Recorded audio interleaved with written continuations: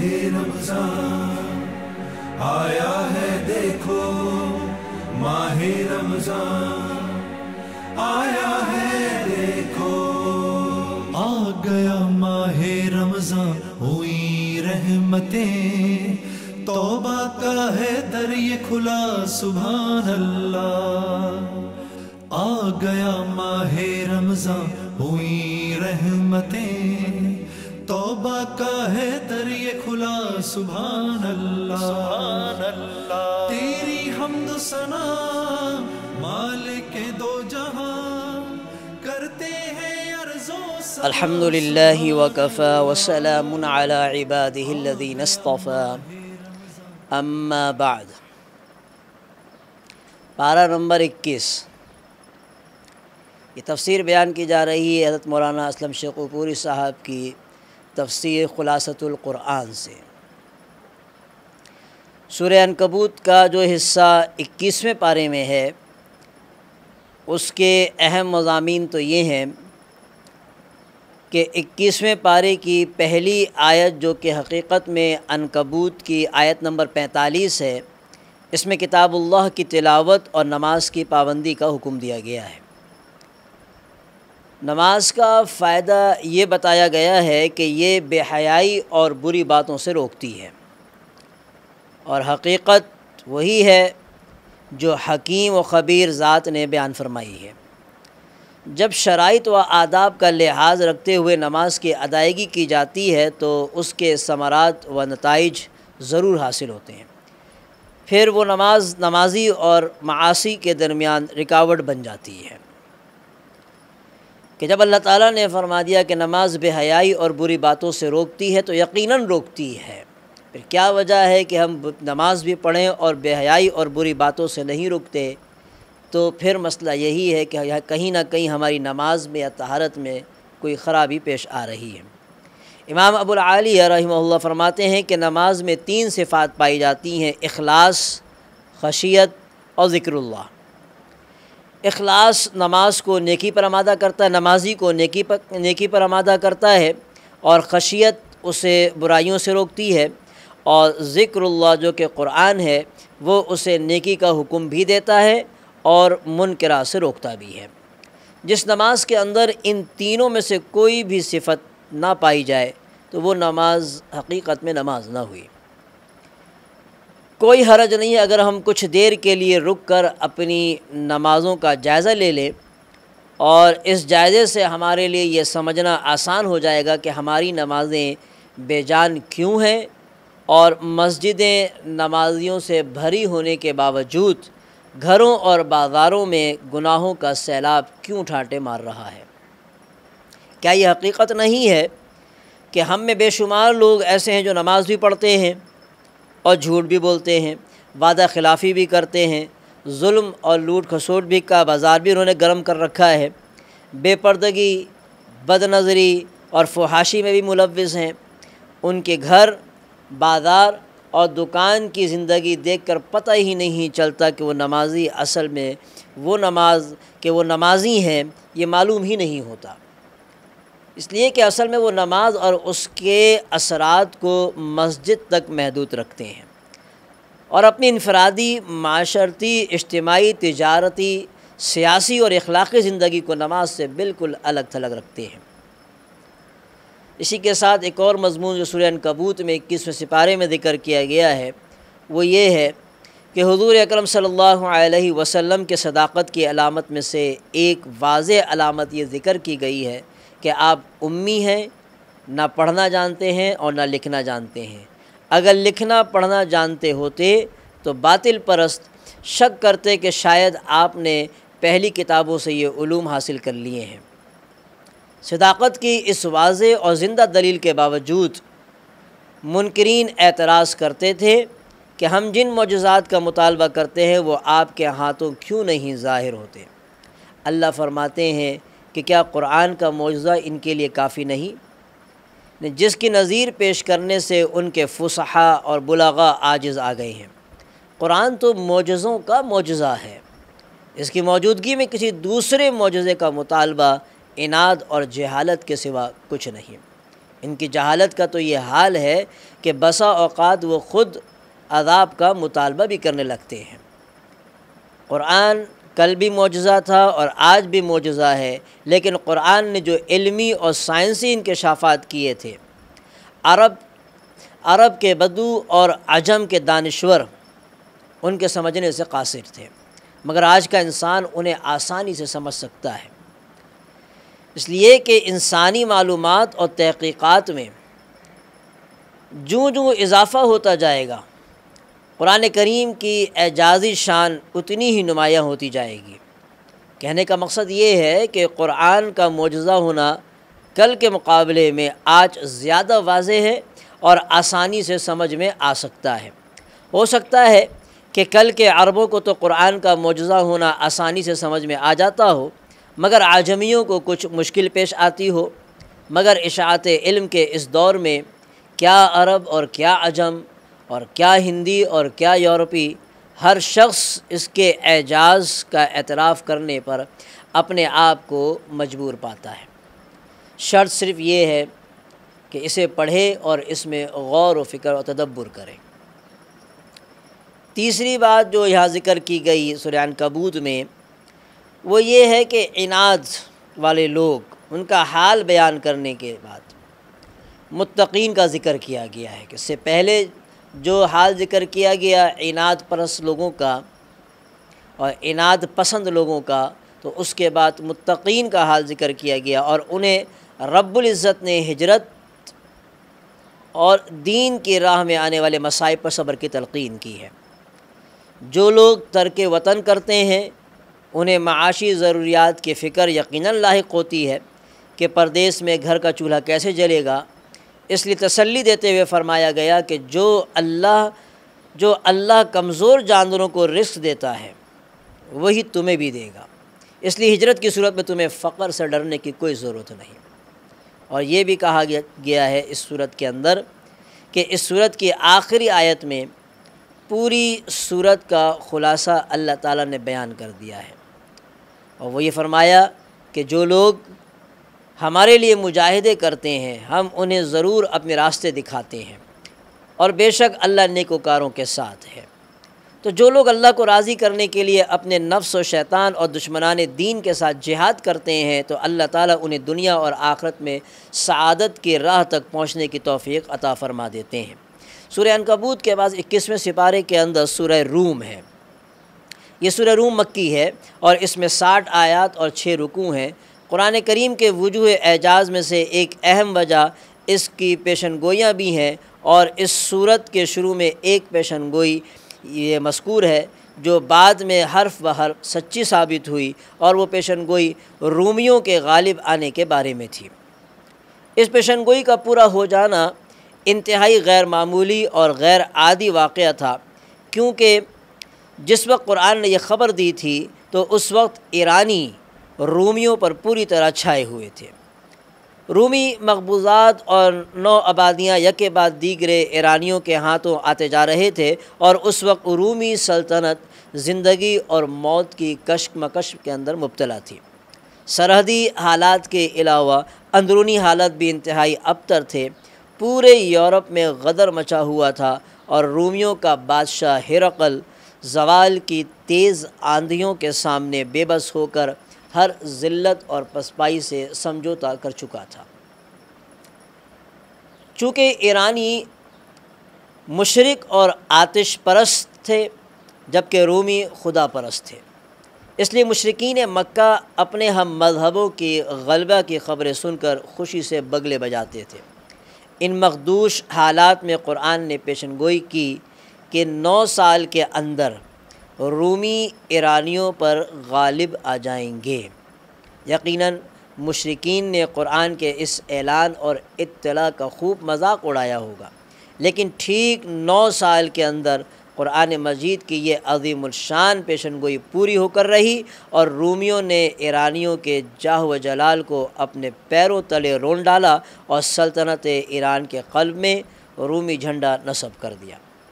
تو یہ مذکورہ پیشن گوئی کے علاوہ جو اہم مضامین اسی سورہ روم کے اندر بیان کیے گئے ہیں وہ یہ ہے کہ ایک تو یہ بیان کیا گیا کہ سورہ روم اس مارکے کی حقیقت بتاتی ہے جو حزب الرحمن یعنی رحمان کی جماعت اور حزب الشیطان یعنی شیطان کی جماعت کے درمیان قدیم زمانے سے جاری ہے۔ کفر و ایمان اور حق و باطل کے درمیان یہ مارکہ اس وقت تک جاری رہے گا جب تک کہ فیصلے کا دن نہیں آ جاتا۔ اس دن نہ صرف یہ کہ مارکہ ختم ہو جائے گا بلکہ دونوں جماعتوں کو بھی الگ الگ ٹھکانوں پر پہنچا دیا جائے گا۔ ارشاد باری تعالیٰ ہے کہ جس دن قیامت برپا ہوگی وہ الگ الگ فرقے ہو جائیں گے، اہل ایمان کو جنت میں جگہ دی جائے گی اور کافروں کو جہنم میں ٹھکانہ دیا جائے گا۔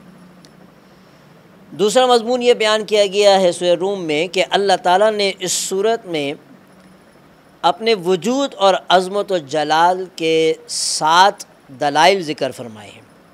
اول یہ کہ اللہ تعالیٰ ایک چیز کو اس کی ضد سے پیدا کرتا ہے۔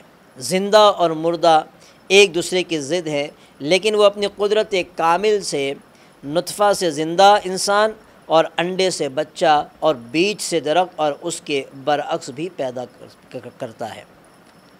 دوسرا یہ کہ اس نے انسان کو بے جان مٹی سے پیدا کیا۔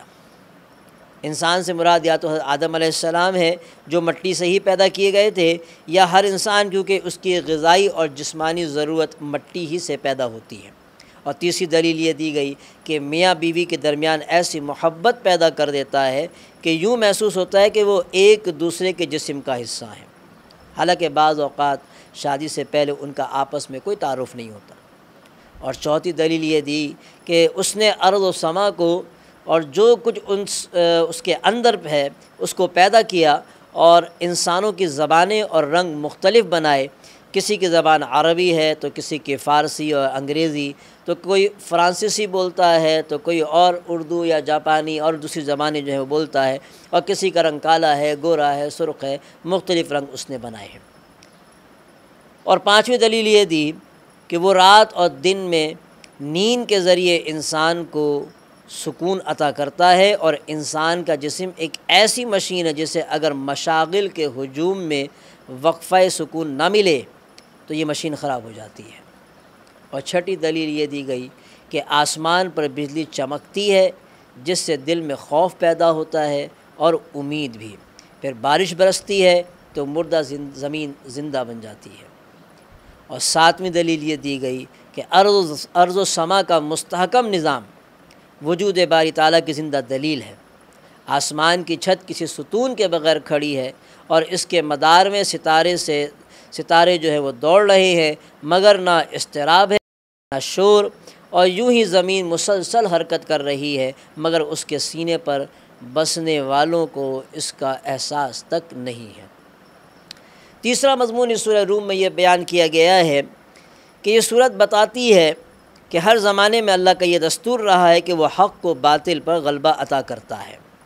اگر کہیں اہل حق مغلوب ہوں تو انہیں اپنا محاسبہ کرنا چاہیے کہ کہیں ایسا تو نہیں کہ انہوں نے باطل کے طور طریقے اپنا لیے ہوں اور باطل پرستوں نے حق کے بعض اصول اختیار کر لیے ہوں۔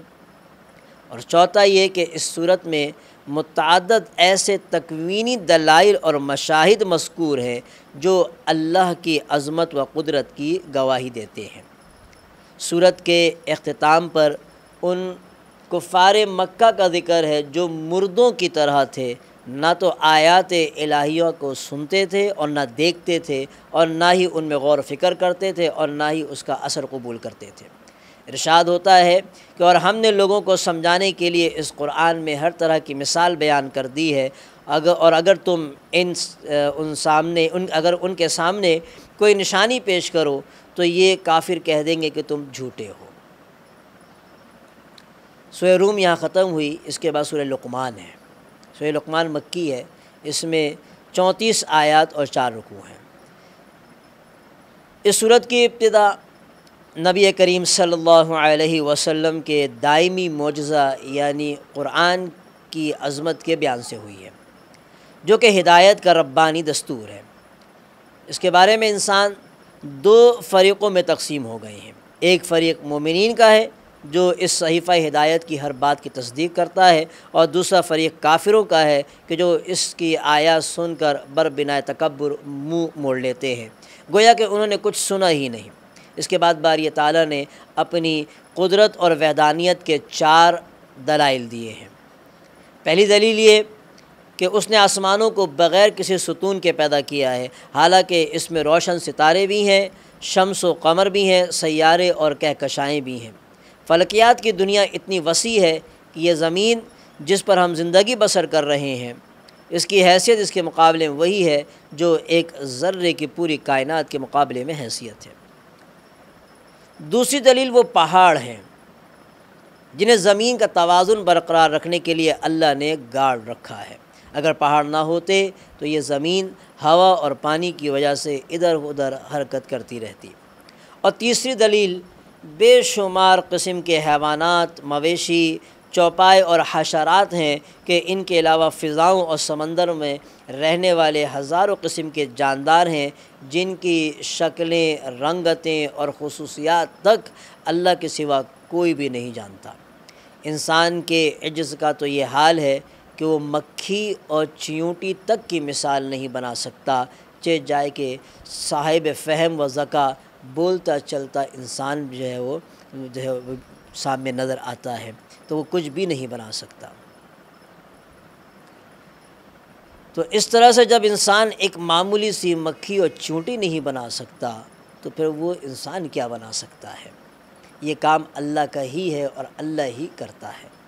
اور چوتھی دلیل یہ ہے کہ وہ آسمان سے بارش برساتا ہے جس کے ذریعے ہر قسم کے نفیس چیزیں اگاتا ہے۔ آسمان سے بارش کا برسنا تکوینی عجائب میں سے ایک بڑا عجوبہ اور دلائل قدرت میں سے ایک بڑی دلیل ہے، مگر انسان اس پر غور ہی نہیں کرتا۔ وہ پانی جس سے سمندر، دریا اور نہریں بہہ رہی ہوں، یہ سب آسمان ہی سے برستا ہے۔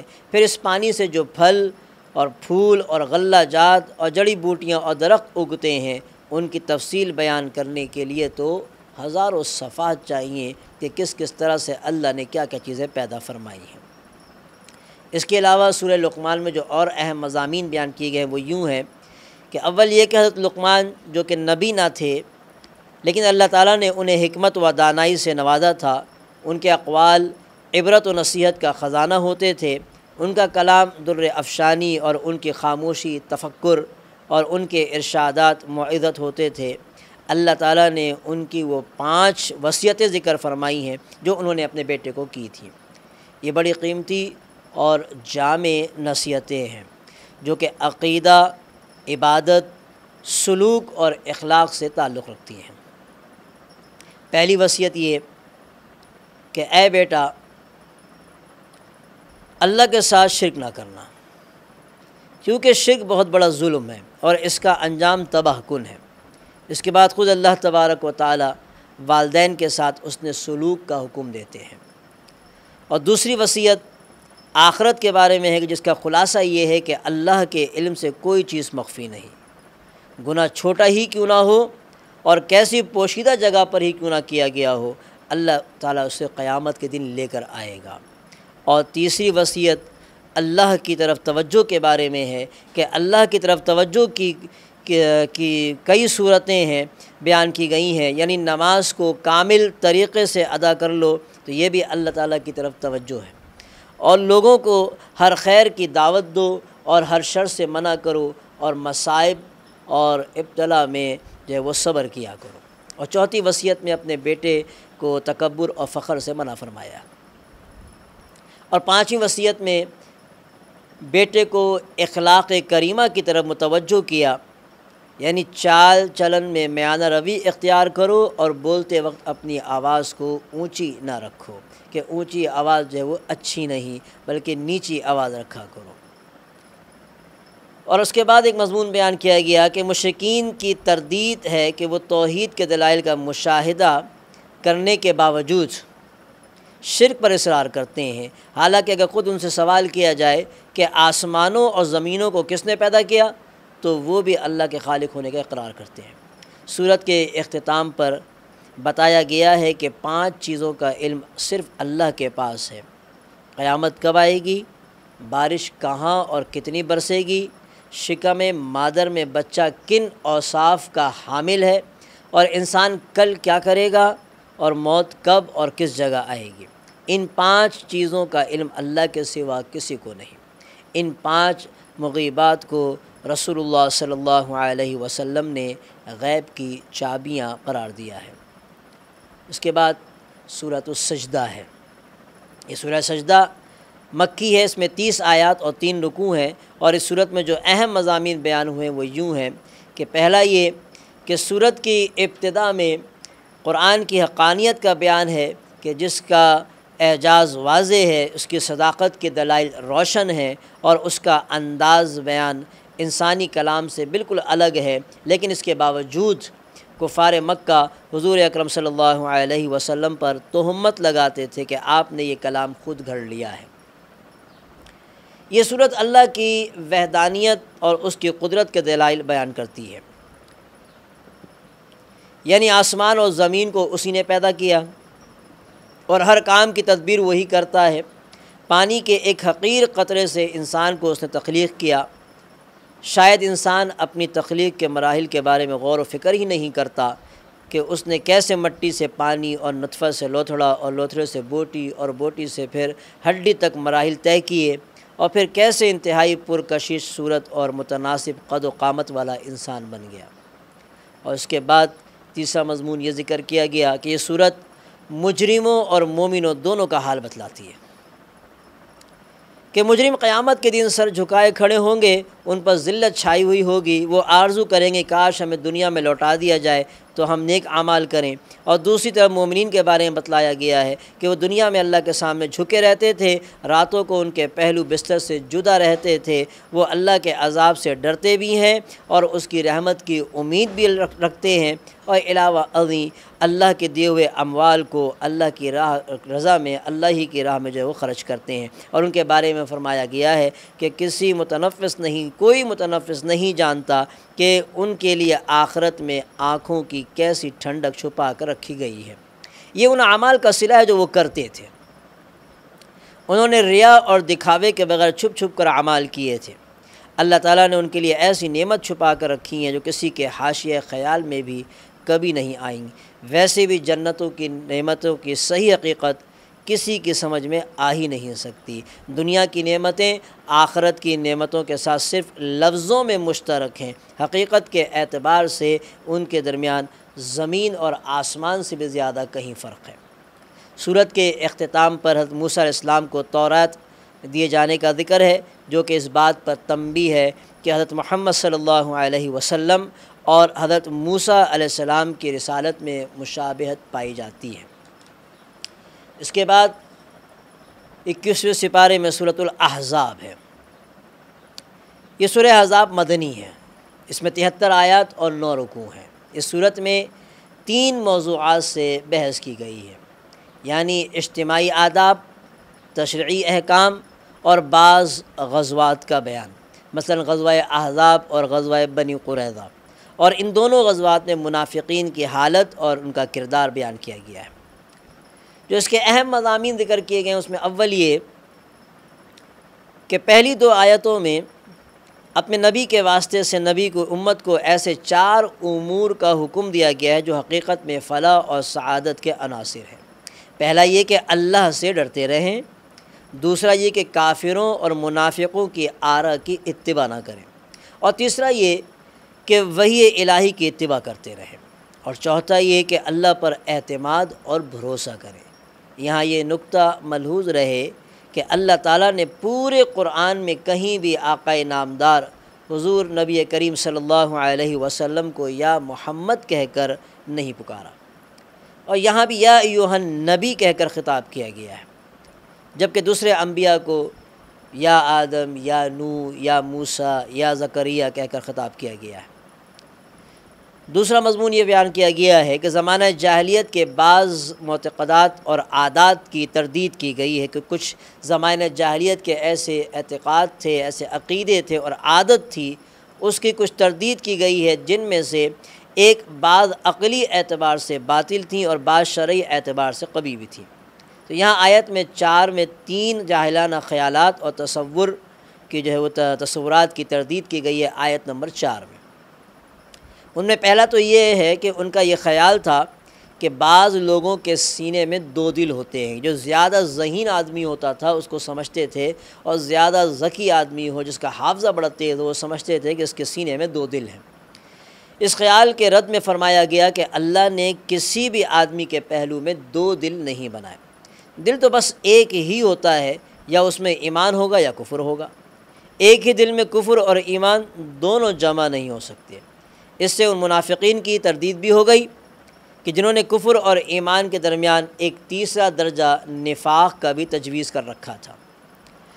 اور دوسرا جاہلی اظہار یہ تھا کہ اگر کوئی اپنی بیوی کو یوں کہہ دیتا کہ تم میرے اوپر ایسی ہو جیسے میری ماں کی پشت، تو ایسا کہتا تو ان الفاظ کے کہنے سے اس کی بیوی ہمیشہ کے لیے اس پر حرام ہو جاتی تھی۔ یہ ان کا اپنا خیال تھا، لیکن قرآن نے بتایا کہ کفارہ دینے سے بیوی حلال ہو جائے گی۔ پھر اس کے مسائل اور بھی ہیں جو فقہ میں ہیں اور علماء سے معلوم بھی کیے جا سکتے ہیں۔ اور تیسرا یہ کہ اسلام سے قبل منہ بولے بیٹے کا حکم حقیقی بیٹے جیسا ہوتا۔ قرآن نے اس غلط تصور کی بھی تردید کی ہے۔ اور چوتھا اس کا یہ بیان کیا گیا کہ جب متبنہ یعنی منہ بولا بیٹا کے تصور کی تردید ہو گئی اور بتا دیا گیا کہ حضور اکرم صلی اللہ علیہ وسلم حضرت زید بن حارثہ رضی اللہ عنہ کے حقیقی والد کا حکم نہیں رکھتے، تو پھر یہ اعلان کیا گیا کہ آپ کی ابوت ساری امت کے لیے عام ہے اور آپ کے ازواج مطہرات ساری امت کی روحانی مائیں ہیں۔ ان کا ادب و احترام واجب ہے اور ان کے ساتھ نکاح کرنا حرام ہے۔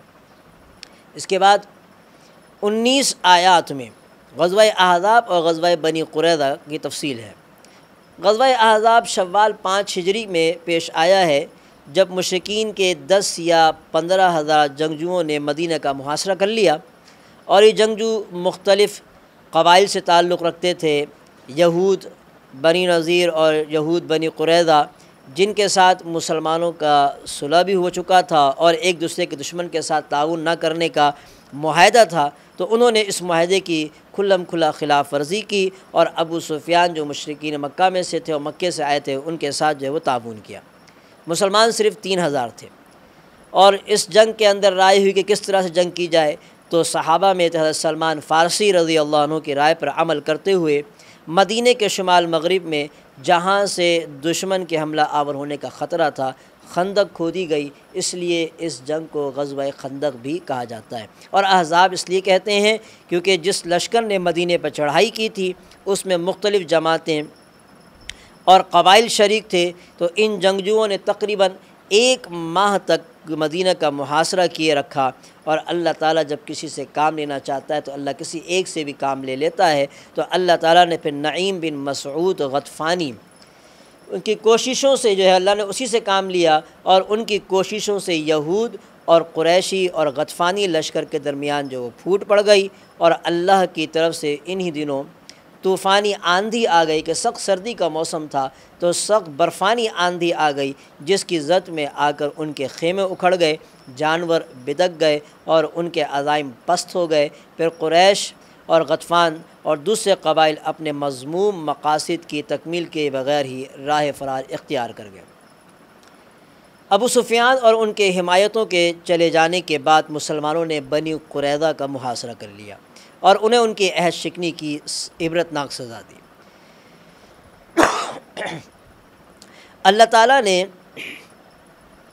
مذکورہ آیات میں ان دونوں غزوات کا حال اور منظر بیان کیا ہے اور مسلمانوں کو بشارت سنائی ہے کہ عنقریب انہیں مزید فتوحات حاصل ہوں گی۔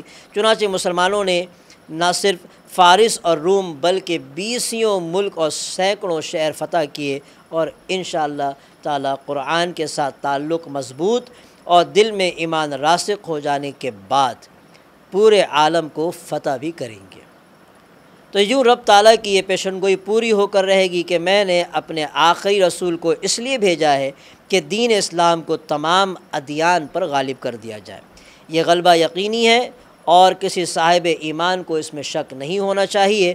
بظاہر حالات مخالف ہیں، لیکن جب اس پیشن گوئی کے پورا ہونے کا وقت آئے گا تو حالات بھی موافق ہو جائیں گے اور وہ افراد بھی مہیا ہو جائیں گے جو اپنے اخلاق و اعمال کے اعتبار سے پہلی صدی کے مسلمانوں کی یاد تازہ کر دیں گے، اور اس میں شک نہیں کہ موجودہ دور کے مسلمان ایمان، اعمال، اخلاق اور معاملات و کردار کے اعتبار سے فاتح عالم بننے کی صلاحیت نہیں رکھتے، لیکن کیا اسلام اور قرآن بھی یہ صلاحیت نہیں رکھتے؟